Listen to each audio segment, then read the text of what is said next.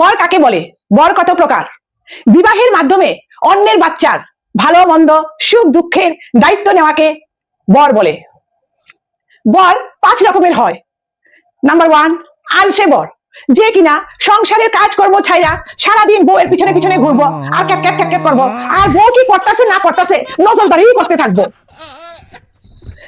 2 নম্বর, serious বর, যে কিনা সব সময় গম্ভীর ভাব ধরে থাকবো, যার কাছে সুখ দুঃখের কথা কো হাসি ঠাট্টার কথা কো কোনো ফরক পড়ে না, সে মনে হইতেছে উচ্চ মাধ্যমিক পরীক্ষা দিতে যাইতেছে সব সময়।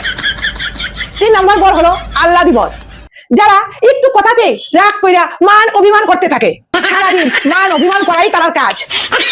4 নম্বর উদাস বর, যার কিনা সংসারের জীবনের কোনো কিছুতেই সিরিয়াস না, তার কাছে ন্যায় অন্যায় কোনো কিছুরই ফরক পড়ে না। 5 নম্বর হলো রোমান্টিক বর, যেটা সবচেয়ে দামি বর। এটা পাওয়ার জন্য অনেক তপস্যার প্রয়োজন হয়, যেটা অত সহজে পাওয়া যায় না।